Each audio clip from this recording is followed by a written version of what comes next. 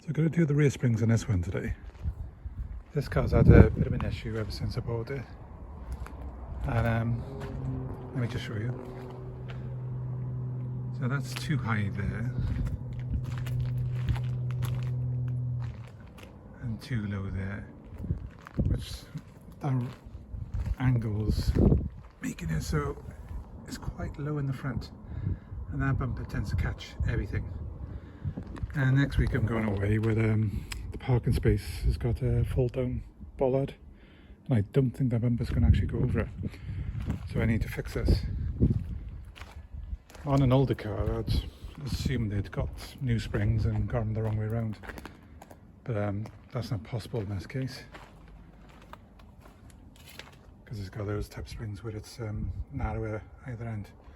So I can only assume they've got the wrong springs on the rear. Can't imagine what springs they got on there that would make it wrong, but you know, could be the estate version. I don't know. But I went to my local manufacturers and these are the only ones they've got on file. So I'm going to give these a go and see if that's any better. So it's not strictly necessary to take the wheel off, but it does give you a bit more room to manoeuvre. So what we want to do now, we need to get a jack into the axle, and then we're going to remove the bolt, the bottom bolt for the shock absorber. So what we want to do, once we remove, I'm hoping I can do this one at a time anyway.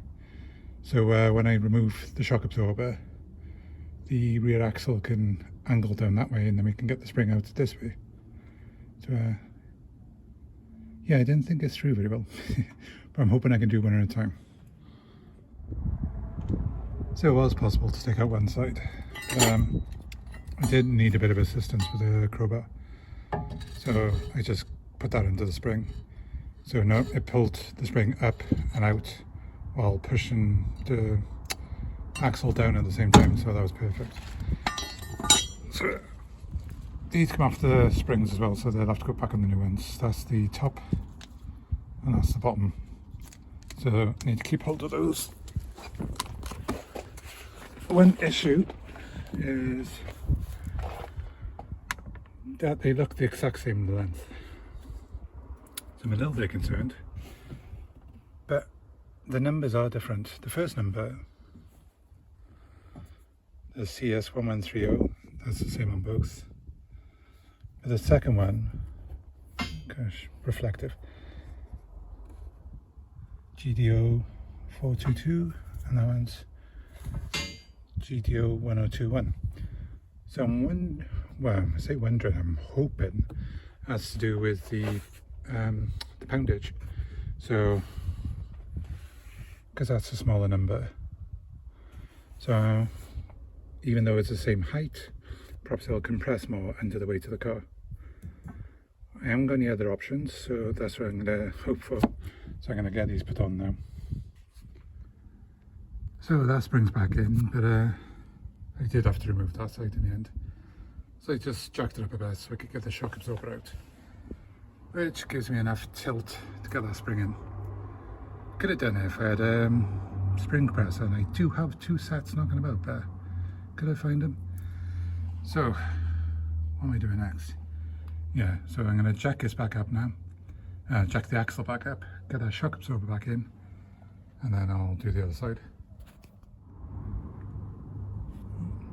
Well, refitting was a lot harder than removing.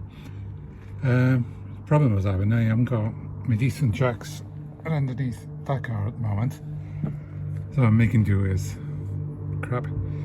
So I was having issues jacking up the axle back up to get the shock absorbers back on. So what I've done is I removed both shock absorbers because I had to get both springs in, and got the wheels back on, lowered the car back down onto the wheels, and then I found it easier just to jack the shock absorber up. Yeah, as you can see now, it's turning nicely. So I'm going to whiz this up now, get the other side done, and then see how it's looking.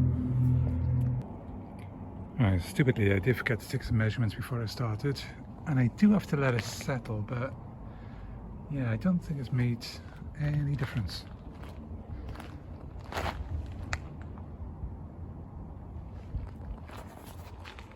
One measurement I did take was at the front.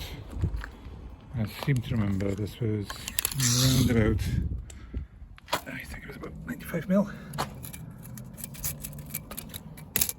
Sorry, it's tricky doing this one handed. Try this again. Okay, I couldn't show it because I didn't have enough hands, but that was slightly over 100 mil. So, tiny amount in it. So I don't know. It does drive a lot better though. I can go around roundabouts a lot nicer. So all I can think of is all four springs were a bit tired, and the front's more so. So instead of the back pushing the front down, the front's picking the back up. Maybe, I don't know, because of the angle. I don't know.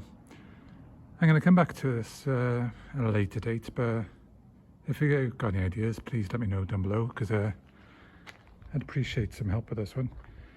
But I'm kind of confident I'm not going to leave my bumper behind when I go on holiday now, so I think I'm going to leave it there for today. Like I said, if you've got any ideas, please let me know.